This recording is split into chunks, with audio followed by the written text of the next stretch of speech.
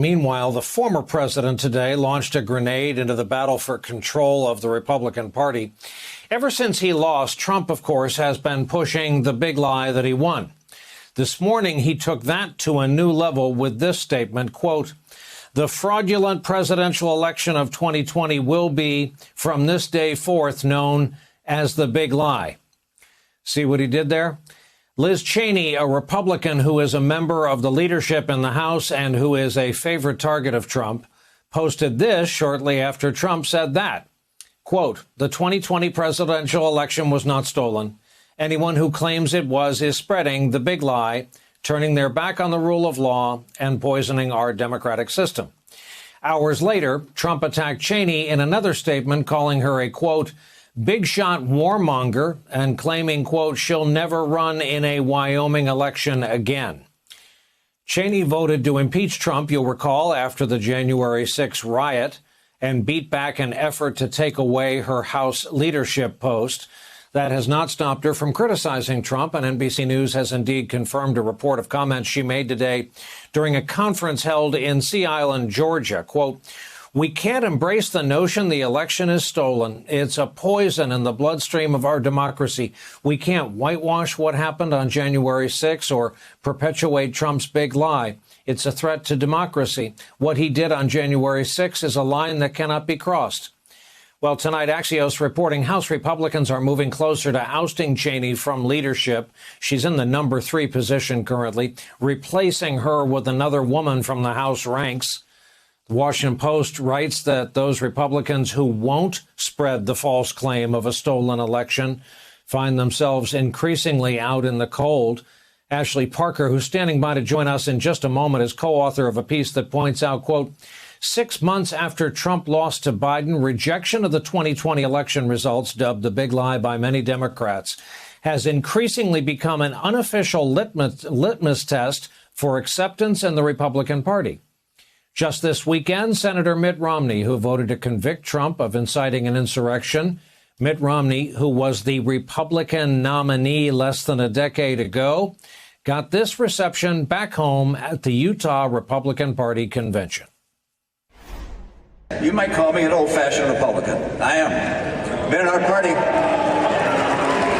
Oh yeah, you can boo all you like, but I've been a Republican all my life. Now you know me as a person who says what he thinks, and I don't hide the fact that I wasn't a fan of our last president's character issues. And I'm also no fan.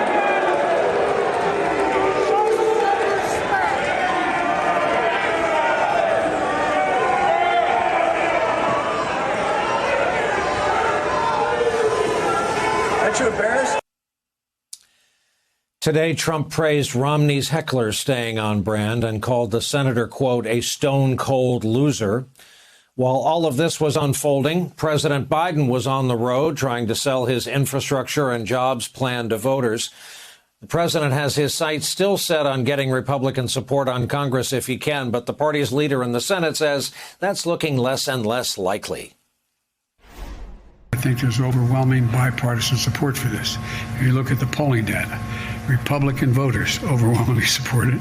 Now I just got to get some of my Republican colleagues to support it. I don't think there'll be any Republican support, none, zero, for the $4.1 trillion grab bag, which has infrastructure in it, but a whole lot of other stuff. Well, Ashley, I'd like to begin with you, and your Sunday piece specifically just contains some remarkable reporting, and this remarkable quote contained therein. Deborah L., a Republican organizer in Michigan and fervent supporter of former President Donald Trump, says she has good reason to believe the 2020 presidential election was stolen. I think I speak for many people in that Trump has never actually been wrong.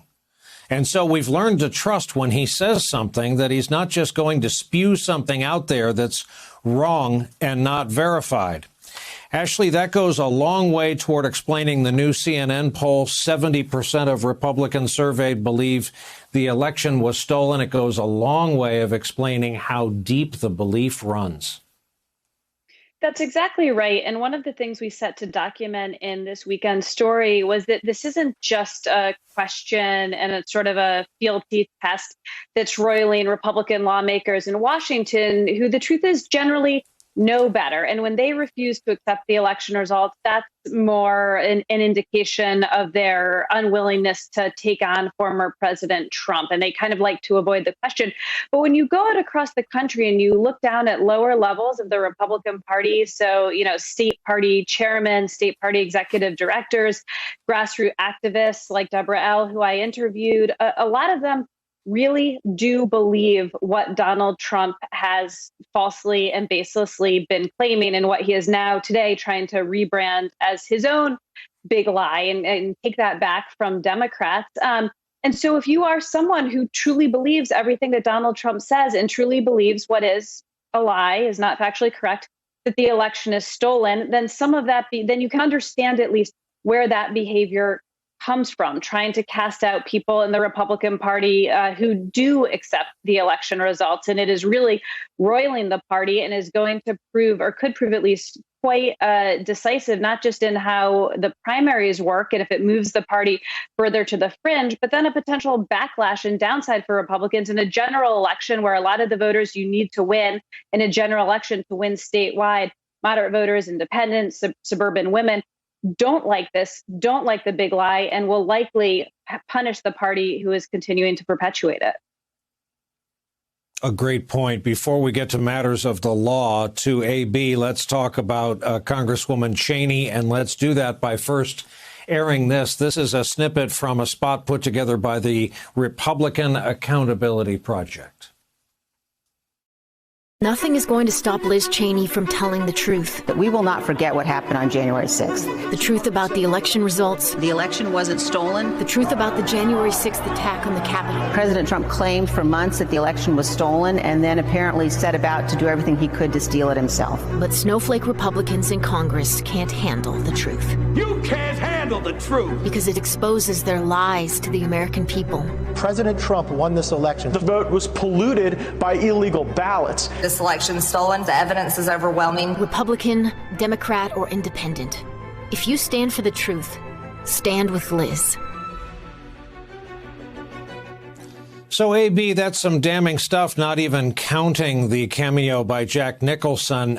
There is reporting out there that this attempt to strip Congresswoman Cheney of her number 3 leadership role again is a straight-up hit job by Kevin McCarthy, who's trying to protect his friendship and relationship with Donald Trump and his ability to visit Mar-a-Lago. What say you on the subject?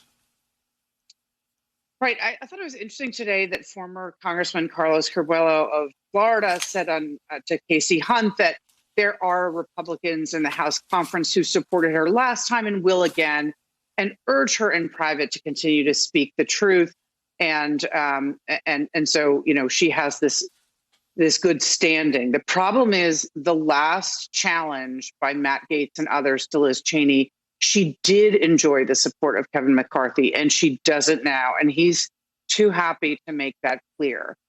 I was surprised to learn that it had gotten this bad. And in talking to a few Republicans, I learned that it is going to be the end of her leadership role if she can't convince enough people to again in secret ballot back her. One who endorsed her, or who voted for her last time and will again, said, look, she's in essence, we know from that New York Times piece by Robert Draper, she's basically saying, bring it.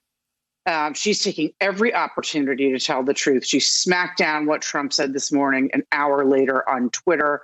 And she's really not shy about speaking about this. And so the people that supported her last time, and like this member who will support her again, still think she needs to stop taking every opportunity to be on a separate page from the conference. It's a leadership position. Everyone's supposed to be singing from the same page. Kevin McCarthy is now no longer supportive of her. And the one phrase I thought was so interesting was she's chosen to put herself in the crosshairs and dare her opponents to shoot, and sooner or later somebody will. So whether or not she can get to that overwhelming number, we know that's not true. If she manages with these secret normal Republicans who know the truth and want her to hold on to actually survive another secret ballot, for her position. Maybe it's a possibility, but it's increasingly looking as if it's not. Hey, thanks for watching our YouTube channel. You should know that you can follow today's top stories and breaking news and catch up on your favorite MSNBC shows all in one place. Download the NBC News app today.